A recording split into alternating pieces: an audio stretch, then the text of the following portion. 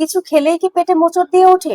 দিনে ৪-৫ বার টয়লেটে দৌড়াতে হয়, বা আবার কখনো দেখা যায় তীব্র কনস্টিপেশনে ভুগছেন কয়েকদিন, অ্যান্ডোস্কোপি, কোলোনোস্কোপি ইত্যাদি করালেন, কিন্তু আপনার রিপোর্ট সবকিছু নরমাল, এইদিকে আপনার পেটের যন্ত্রণা কোনোভাবেই কমছে না, তাহলে আপনি ধরে নিতে পারেন আপনি আইবিএস বা ইরিটেবল বাউল সিনড্রোমে আক্রান্ত।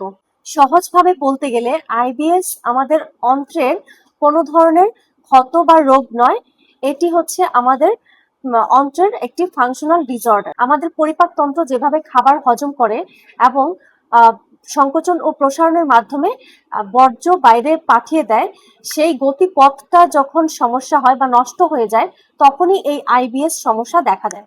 অতিরিক্ত মানসিক দুশ্চিন্তা, অনিদ্রা, ভুল খাদ্যাভ্যাস এবং সেই সাথে হচ্ছে পেটের পুরনো কোনো ইনফেকশন জনিত সমস্যার কারণে এই সমস্যাটি দেখা দিয়ে থাকে।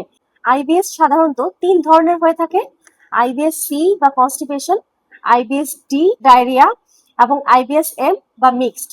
এক্ষেত্রে আইবিএস সি এর ক্ষেত্রে প্রচন্ড পরিমাণে কনস্টিপেশনের সমস্যা দেখা দিয়ে থাকে, মলত্যাগ করতে অনেক বেশি কষ্ট হয়, এবং আইবিএস ডি তে যেটা হয়, ডায়রিয়া হয়ে থাকে প্রচন্ড পরিমাণে, কিছু খেলেই পেট সহ্য করতে পারে না, মোচড়ানো ব্যথা হয় এবং সেই সাথে ঘন ঘন টয়লেটে যাওয়ার একটা প্রবণতা দেখা দেয়।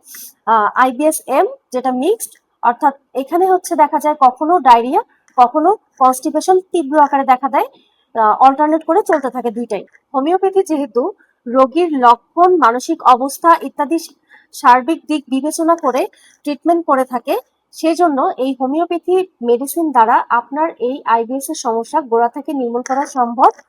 এক্ষেত্রে বিভিন্ন ধরনের মেডিসিন আসতে পারে সিমটমের উপর ডিপেন্ড করে, যেমন হচ্ছে অ্যালোসকট্রিনা। এই মেডিসিনটি যদি হচ্ছে কেউ সকালবেলা ঘুম থেকে উঠে কোনো খাবার খাওয়ার পরেই পেটে মোচড় দিয়ে ওয়াশরুমে দৌড় দেয়, সেক্ষেত্রে এই মেডিসিনটি খুবই ভালো কাজ করে থাকে। এছাড়া নাক্স ভূমিকা, যেমন কেউ যদি অতিরিক্ত মানসিক টেনশনের কারণে রাত জাগে এবং হচ্ছে রাত জাগার সমস্যা হয়, ঘুমের সমস্যা হয়, এই ধরনের সমস্যা যে সমস্ত রোগীদের ক্ষেত্রে আছে এবং তাদের যদি আইবিএস এর সমস্যা থাকে, ঘন ঘন পাতলা পায়খানা হয় এবং পেট পুরোপুরি ক্লিয়ার হয় না, এই সমস্ত সিমটমস এর ক্ষেত্রে কিন্তু এই ওষুধটি খুবই ভালো কাজ করে। এছাড়াও আসতে পারে আর্জেন্টাম নাইট্রিকাম।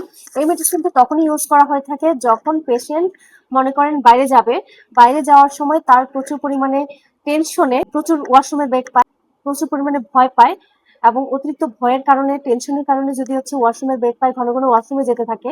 এছাড়া আসতে পারে লাইকোপোডিয়াম, পেটে প্রচুর পরিমাণে অ্যাসিডিটি সমস্যা হয়, সেই সাথে পেট যদি বিকেলের দিকে ফুলে যায়, শক্ত হয়ে যায়, পেট যদি ক্লিয়ার না হয়, কোষ্ঠকাঠিন্যের ধাতু যদি হয়ে থাকে, এই রোগীর জন্য কিন্তু আপনার এই ওষুধটা খুব ভালো কাজ করে। আপনার সিমটমস এর উপর ডিপেন্ড করে আরো অনেক মেডিসিন আসতে পারে। সো যে কোনো পরামর্শের জন্য আপনি আমাদের কমেন্ট বক্সে কমেন্ট করতে পারেন কিংবা হোয়াটসঅ্যাপে মেসেজ করতে পারেন। ভিডিওটি যদি ভালো লেগে থাকে তাহলে অবশ্যই ভিডিওটিতে একটি লাইক এবং শেয়ার করে দিবেন।